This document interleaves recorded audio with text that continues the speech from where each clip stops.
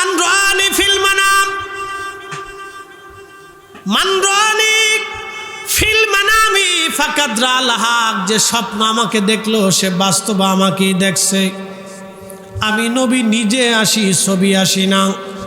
আবার বলি, আমি নবী নিজে আসি, ছবি আসি না। কিয়ামত পর্যন্ত উম্মত নবীজিকে স্বপ্ন দেখবে। রাহমাতুল লিল আলামিন কিয়ামত পর্যন্ত উম্মতের সাথে স্বপ্নে দেখা দিবে। উসমান গনি জিন্নুরাইন ঘুম ভেঙে গেল তার। স্ত্রীকে বলেন, বিবি পানি আসেনি, আমারে গোসল দাও। আজকে আমার জীবনের শেষ গোসল, আর হয়তো গোসলের সুযোগ হবে না। বলে, স্বামী পানি কেন চান? স্বামী রে, বলে আল্লাহর হাবিব আজ আমাকে স্বপ্ন দেখাইছে, নবীজি আমাকে যেতে বলেছেন, একসাথে বেহেশতের মধ্যে ইফতার করবেন নবীজি বলে দিয়েছেন। বিবি বুঝতে পারছি আজ আমার শেষের দিন, আজকে শহীদ হয়ে যাব আমি। যদি পানি থাকে আমার গোসলের ব্যবস্থা করো। সাহাবী রাসূল কতটুকু ভালোবাসা নবীজিকে দিলে, রহমতের নবীজি স্বপ্নে উসমান গনির সাথে দেখা করে দাওয়াত দিলেন, আসো আমরা দুইজন জান্নাতে একসাথে খাবার খাবো, আসো আমরা দুইজন একসাথে জান্নাতের মধ্যে খাবার খাবো, ইফতার করব। ও নবীর উম্মত, নবী আছে আমরা দেখি না, এই জন্য বললাম কবরে যিনি আপন হবে তিনি আমার নবী, হাসরে যিনি আপন হবে তিনি নবী। অতএব ভালোবাসলে রসুলকে ভালোবেসে যান, জীবন দিলে নবীর জন্য জীবন দেন, পক্ষ নিলে নবীর ইজ্জতের পক্ষ নেন। কি কথা কন না কেন? অনেকেই পক্ষ নেয়, কেউ আত্মীয়তার পক্ষ নেয়, কেউ রাজনৈতিক দলের পক্ষ নেয়, কেউ গোষ্ঠীর পক্ষ নেয়, কেউ নিজের এলাকার পক্ষ নেয়, কেউ ফুটবল খেলার পক্ষ নেয়, বিভিন্নভাবে পক্ষ বিপক্ষ নিয়ে থাকেন। আমি আপনাকে বলবো বন্ধু, পক্ষ যদি নেন আমার রসুলের ইজ্জতের পক্ষ নেন, যেই পক্ষে থাকলে আখিরাতে নাজাতের ব্যবস্থা হবে। কি কথা কন না কেন? ঠিক কিনা? যেই পক্ষ নিলে রসুল আপনাকে পছন্দ করবে, নবী কবুল করে নিবে, ওই পক্ষটা আপনি নিয়ে নেন। প্রিয় উপস্থিতি, আমার ভাই বলেন, হুজুর বেলালের একটু আজ আপনি আমাকে শোনায় দিয়ে যাবেন। মুক্তাসার শোনাবো। ইমাম শামসুদ্দিন হযরত আল্লামা ইমাম তাকিউদ্দিন সুবকি রাহিমাহুল্লাহ আশিফাউস সাকামের ভিতরে তিনি 800 বছর আগে এই ঘটনাখানা লিখেছেন। আজকে থেকে না 800 বছর আগে ইমাম সাকাবি ঘটনা লিখেছেন। আহা বন্ধু, খুব মনোযোগ দিবেন। হযরতে ইমাম হযরত আল্লামা ইমাম তাকিউদ্দিন সুবকি রাহিমাহুল্লাহ আশিফাউস সাকামে 800 বছর আগে একটা ঘটনা লিখেছেন। আল্লামা ইমাম হযরত আল্লামা ইমাম হালাবি রহমাতুল্লাহ আলাইহি সিরাতুল হালাবির মধ্যে তিনি লিখেছেন। ইমাম সামহুদি আল আফাউল আফার মধ্যে লিখেছেন। ইমাম কিরমানি শরহে বুখারীর মধ্যে তিনি লিখেছেন। বন্ধু ইমাম জাইলাই নাসবুর রায়ার মধ্যে তিনি লিখেছেন। অনেকগুলি কিতাবের হাওলা দিলাম, একটা ঘটনা হযরত বেলালের ঘটনা। আল্লামা ইমাম শেখ আব্দুল হক মুহাদ্দিস দেহলভী রাহিমাহুল্লাহ মাদারিজুন নবুওয়াতের মধ্যে লেখেন, আল্লাহ নবীর ইন্তেকালের পরে হযরতে বেলাল সুদূর সিরিয়ার দামেস্ক চলে গেলেন। মদিনা মুনাওয়ারা থেকে সিরিয়ার দামেস্ক বহু দূর চলে গেলেন। তিনি আজান দেন না ইন্তেকালের পরে। তারিখের মধ্যে আসছে নবীজির যেই দিন ইন্তেকাল হলো সেই সময় থেকে কোনো মুহূর্তের জন্য বেলাল আর আজান দিতে পারেন নাই। বহু সাহাবী আজানের কথা বললেও বেলাল বলল, না, আমি এই আজান আর কখনো দিতে পারবো না, আমার পক্ষে আজান দেওয়া সম্ভব না। কারণ সবার বিরহ বেদনা একরকম না। যদি দেখেন মা সন্তান মারা গেছে, বাবার বিরহ বেদনা একরকম হয় না, ভাইয়ের বিরহ বেদনা একরকম হয় না, বোনের বিরহ বেদনা একরকম হয় না, সন্তানের বিরহ বেদনা একরকম, স্ত্রীর বিরহ বেদনা আর এক রকম, মেয়ের বিরহ বেদনা আর এক রকম, ভাইয়ের বিরহ বেদনা আর এক রকম, আবার মায়ের বিরহ বেদনা ভিন্ন রকম। সবাই বলে চলে গেল, মা বলতে পারে না। সন্তানের কবর দেখে মা কাঁদে, সন্তানের বই ধরে মা কাঁদে, সন্তানের জামা ধরে মা কাঁদে, সন্তানের বিছানা ধরে ধরে মা কাঁদে। সবার বিরহ বেদনা একরকম না। হযরত বেলালের বিরহ বেদনাটা ছিল বেশি, ইশকে রসুল তার ছিল অত্যন্ত গভীরে, হৃদয়ের ভিতর থেকে তিনি রসুলকে মহাব্বত করতেন। যদিও সব সাহাবীরা ভালোবাসতেন নবীকে, কিন্তু তার বিরহ বেদনা ছিল ভিন্ন রকম, সহ্য করতে পারতেছিলেন না। নবী নাই এই কথাটা বেলাল মেনে নিতে পারতেছেন না, বিরাট কষ্ট হয়। আশিক রসুল বেলাল হযরত আবু বকর থেকে বিদায় নিয়ে চলে গেলেন সিরিয়া। গভীর রাত, ঘুমিয়ে আছেন, স্বপ্নের ঘরে দেখতেছেন রাহমাতুল লিল আলামিন নবীজি সিরিয়ায় বেলালের ঘরে তাশরীফ এনেছে। চিৎকার মেরে জোরে বলেন ইয়া রাসূলুল্লাহ। হযরত বেলালকে নবী ডাক দিলেন, বেলাল তুমি আমার সাথে কেমন জুলুম শুরু করছো? বেলাল, বেলাল রে তুমি আমার সাথে কেমন জুলুম শুরু করছো? কতদিন হলো তুমি আমার জিয়ারতে আসো না? তুমি তো আগে আমার জিয়ারতে থাকতা। বেলাল রে আয়া, আমি নবীর জিয়ারতে আসো।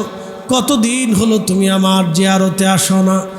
একজন আশিককে নবীজি ডাকতেছে, আসো আমার জিয়ারতে আসো, তুমি আমার কাছে আসো। তার মানে আল্লাহর নবী হায়াতুন নবী, আমাদের নবী জিন্দা নবী। আল আনবিয়াউ আহিয়াউন ফি কুবুরিহিম ইউসাল্লুন, সমস্ত নবীরাই কবর শরীফের মধ্যে জিন্দা, রওজা শরীফের মধ্যে তারা জিন্দা। আমাদের নবী রওজা মোবারকে জিন্দা। এই জন্য বেলালকে বলতেছে, বেলাল আসো আমার জিয়ারতে তুমি চলে আসো। আশিকে রাসূল বেলাল ঘুম থেকে উঠে দেরি করেন নাই, ফজরের নামাজ পড়ে সওয়ারির উপরে চড়ে রওনা হলেন। বহুদূর মদিনায় মুনওয়ারা আসলেন। গভীর রাত তাহাজ্জুদের সময় বেলাল রাদিয়াল্লাহু আনহু মসজিদে নববীর রওজা শরীফ তখন কাঠের জালি দিয়ে ঘিরে রাখা ছিল। এখানে যখন বর্তমান রওজা শরীফ, এইখানটা ছিল তখন খেজুর পাতার ছাউনি, মাটির ঘর ছিল। এখন তো বিল্ডিং করে দেওয়া হয়েছে, একবারে জালি দিয়ে লোহা দিয়ে স্বর্ণের জিনিস দিয়ে ঘিরে দিয়ে দেওয়া হয়েছে, এবং পাতাল পর্যন্ত খুঁচে সীসা ঢেলে এমনভাবে করে দেওয়া হয়েছে যাতে কেউ নিজ দিয়ে আল্লাহ নবী রওজা শরীফে আসতে না পারে। এটা সুলতান নুরউদ্দিন জঙ্গি রহিমাহুল্লাহ ক্রুসেডের সময় তিনারা এই ব্যবস্থা করে দিয়ে গেছেন। কিয়ামত পর্যন্ত এইভাবেই থাকবে। এইখানে হযরত আবু বকর আর ওমর ঘুমিয়ে আছেন, একটু জায়গা ফাঁকা রাখা আছে, সম্ভবত ঈসা রুহুল্লাহ আলাইহিস সালাতু ওয়াস সালামের রওজা হবে এইখানে। আল্লাহর নবীর রওজার পাশে বসে আশিক রাসূল হযরত বেলাল কাঁদতেছে। তখন আবু বকর, ওমর, উসমান জিন্দা। তখন আবু বকর ইন্তেকাল করেন নাই, ওমরও তখন ইন্তেকাল করেন নাই। রওজা শরীফের পাশে বসে বসে কাঁদতেছে। তাহাজ্জুদের সময় নতুন মুয়াজ্জিন আসছে আজান দেওয়ার জন্য। এসে দেখে রে নবীর মুয়াজ্জিন বেলাল বসে বসে কান্দে। ডাক দিয়ে বলল, সাহাবীরা আসো, নবীর মুয়াজ্জিন হযরত বেলাল ফিরে আসছে। এই কথা শুনে সমস্ত সাহাবীরা ফিরে আসছে, দৌড়ায় আসলেন। এসে দেখতেছে বেলাল রওজা শরীফের পাশে বসে বসে কাঁদতেছে। সাহাবী রাসূল বসে বসে কান্না করে আর বলতেছে, ইয়া রাসূলুল্লাহ, গোলামকে স্বপ্নে ডেকেছেন, আমি গোলাম আপনার কদম মোবারকে হাজির হইছি। নবী গো, আমি আসছি, ইয়া রাসূলুল্লাহ, আপনার কদম মোবারকে হাজির হয়ে গেছি। ইয়া রাসূলুল্লাহ, গোলাম আপনার কদম মোবারকে হাজির। বসে বসে নবীর আশিক কান্দে, বসে বসে রসুলের আশিক বসে বসে কাঁদতেছিল। আশিকে রসুল বেলাল রাদিয়াল্লাহু তাআলা আনহু কাঁদতেছিল। ঠিক ওই সময় নবীর মুয়াজ্জিন সাহাবী রাসূলগণ এসে নবীর মুয়াজ্জিনকে ডাক দে, বলো, নবীর মুয়াজ্জিন গো, মুয়াজ্জিনে রসুল বেলাল, একটা বার আমাদেরকে আজান শুনে দাও। কতদিন তোমার আজানের আওয়াজ মসজিদে নববীতে বাজে না। বেলাল ডাক দেখবে, সাহাবীরা রে, আমি আর কখনো আজান দিতে পারবো না। আমি আগে আজান দিলে নবীজি নামাজ আসত, বলো গো এখন আজান দিলে কি নবী নামাজ আসবেনি? সাহাবীরা কান্দে গো, নবীর বিরহ বেদনা। কলিজায় লাগার পরে সব সাহাবী ডুকরি ডুকরি কেঁদে ফেলে দিয়ে সাহা নবী নাই, নবী নাই। এই কথা কোনো সাহাবী মেনে নিতে পারতেছে না। সব সাহাবীদের হৃদয়ের ভিতর থেকে ডুকরি ডুকরি কান্না করতেছিল সাহাবীরা। তারপরও ডাক দেখায় সাহাবীরা, রে সাহাবীরা ডাক দেখে শুনছ আমাদের কথাই বেলাল হয়তো আজান দেবে না, যাইয়া দেখো ছোট্ট হাসান আর হুসেইন আসেনি, তাদেরকে নবীজি বড্ড বেশি ভালোবাসত। তারা ছোট মানুষ যদি বলে, মন বলে বেলাল আজ আজান দিবে। সাহাবীরা দৌড়ায় যাইয়া হযরত ইমাম হাসান হুসেনকে ঘর থেকে নিয়ে আসলেন ডেকে। দুইটা ভাই দেখতে নবীজির চেহারা তারা পাইছিলেন, দুই ভাই রাসূল করিমের চেহারা পেয়েছিলেন। দুই ভাই যখন রওজা শরীফের পাশে দাঁড়ায় গেলেন, আশিক রাসূল বেলাল রাদিয়াল্লাহু আনহু রওজা শরীফ থেকে উঠলেন, বেলালকে জড়িয়ে ধরে হযরত ইমাম হাসানকে জড়িয়ে ধরে বেলাল কাঁদতে লাগলেন। আবার ইমাম হুসাইনকে জড়িয়ে ধরতে লাগলেন, বুকের মধ্যে মাথা ঠেকাইয়া আশিক রাসূল বেলাল রাদিয়াল্লাহু আনহু ডুকরায় ডুকরায় কান্না করে। অমূল্য যতুল্য এই প্রেম কয়জনে জানে, অমূল্য যতুল্য এই প্রেম কয়জনে বুঝে। ওরে ধনী মানি পাই না যারে, ওরে ধনী মানি পাই না যারে, পায়া সে কানে। অমূল্য যতুল্য এই প্রেম কয়জনে বুঝে, অমূল্য যতুল্য এই প্রেম কয়জনে বুঝে। ইমাম হাসান ডাক দিছে, নানার মুয়াজ্জিন আপনি মিনারায় যান, যেই কণ্ঠ দিয়ে নানার আজান শুনাইতে, আজকে আমরা আজান শুনান, বহুদিন আপনার আজান আমরা শুনি না। হযরত বেলাল দৌড়ে চলে গেলেন সেই ছাদের উপরে, যেই ছাদটা এখনো যদি মসজিদে নববীতে কোনো দিন যাওয়ার সুযোগ আপনাদের হয় বলে দিয়ে যাই, আল্লাহর হাবিবের মেহরাব শরীফ, পাশে পবিত্র মিম্বর, তারপরে হযরত আবু বকর রাদিয়াল্লাহু আনহুর মিম্বর। এখান থেকে পিছনের দিকে যদি একটু আসেন, দেখবেন এই ছাদের মতো একটা ছোট্ট ছাদ করা আছে। মসজিদে নববীর ভিতরেই এইরকম একটা ছাদ করা আছে, টাইলস দিয়ে সুন্দর করে নির্মাণ করা। ওটা ছিল বনু নাজ্জার গোত্রের এক মহিলা সাহাবীর ছাদ। ওই বাড়ির উপরে, ছাদের উপরে দাঁড়ায় বেলাল আজান দিতেন। কিয়ামত পর্যন্ত নবীর মুয়াজ্জিনরা ওইখানে দাঁড়ায় দাঁড়ায় আজান দিবে। এখনো মসজিদে নবীর মুয়াজ্জিনরা ওইখানেই দাঁড়ায় আজান দেয়, যেখানে দাঁড়াইয়া নবীর মুয়াজ্জিন বেলাল রাদিয়াল্লাহু আনহু দাঁড়ায় আজান দিতে।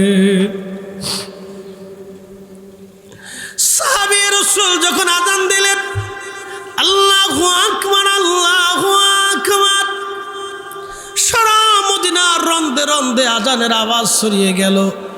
সবার ঘুম ভেঙে গেল। হায় হায়, নবীর মুয়াজ্জিন বেলালের আজান। আবার যখন ডাক দিলেন আল্লাহু আকবার আল্লাহু আকবার, সারা মদিনায় আজানের আওয়াজ ছড়িয়ে গেছে। মদিনার ঘর থেকে সাহাবীরা চাদর টানতে টানতে বের হয়ে দৌড় মারছে, নবীর মুয়াজ্জিন আসছে। বেলাল আজান দেয় রে, বেলাল ফিরে আসছে রে, নবীর মুয়াজ্জিন বেলাল আজান দেয়, বেলাল আমাদের মাঝে ফিরে আসছে। আশহাদু আল্লা ইলাহা ইল্লাল্লাহ বলে যখন টান দিছে, মহিলারা বাচ্চা কাচ্চা নিয়ে ঘর থেকে বের হয়ে দৌড় মারছে। নবীর মুয়াজ্জিন আসছে। ইমাম তাকিউদ্দিন সুবকি 800 বছর আগে আর শিফা ও সাকামেন শরীফের মধ্যে তিনি লিখতেছেন, ঠিক তখন মদিনার মানুষের জবান থেকে বের হইতেছিল, নবী বুঝি ফিরে আসছে রে, রসুল বুঝি ফিরে আসছে, নবীর মুয়াজ্জিনের আযান, নবী বুঝি ফিরে আসছে। মদিনার এমন কোনো মানুষ ছিল না সেই দিন চোখের পানি ফেলে ফেলে ডুকরিয়ে ডুকরিয়ে না কেঁদেছিল। আশহাদু আন্না মুহাম্মাদার রাসূলুল্লাহ।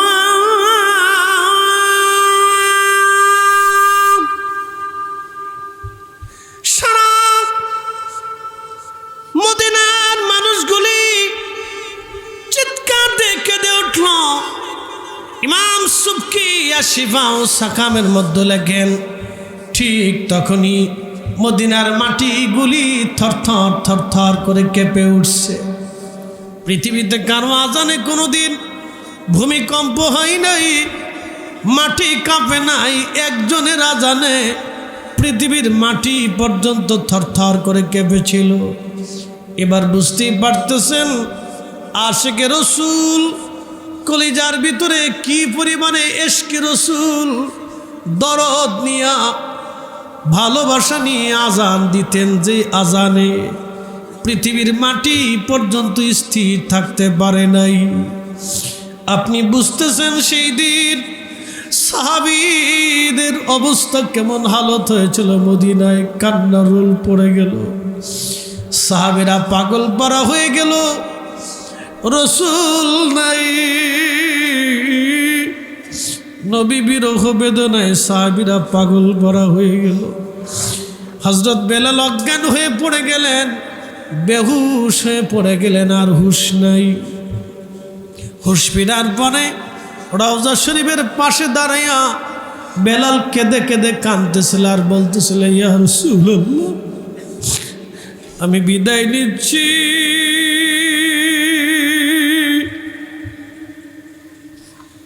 আমি আজান দিছি, আপনি আসেন নাই।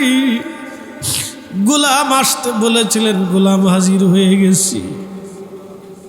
নবীজি দুনিয়াতে আর কোনোদিন হয়তো আপনার জিয়ারত আমার হবে না, এই দুনিয়ার আসার সুযোগ হবে না। ইয়া রাসূলুল্লাহ, আমি চলে যাচ্ছি সিরিয়াতে, ইয়া নবী আল্লাহ ক্ষমা করে দিন, মাফ করে দিয়ে।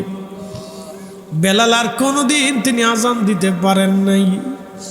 বিরহ বেদনা সহ্য করতে না পেরে বেলাল চলে গেলেন সুদূর মদিনায় থেকে সিরিয়ার দামেস্কে। আমি জানি প্রেমে পাগল সে তো মদিনা, আমি জানি প্রেমে পাগল সে তো মদিনা। ওরে প্রেমানলে পুড়ে মরি, প্রেমানলে পুড়ে মরি, ওহে রব্বানা। আমি জানি প্রেমে পাগল সে তো মদিনা। সালাতুন ইয়া রাসূলুল্লাহ,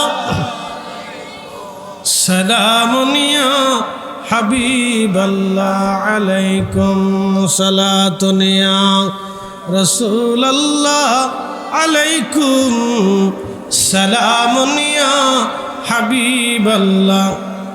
আরশ সে জিয়া অনুসির যেন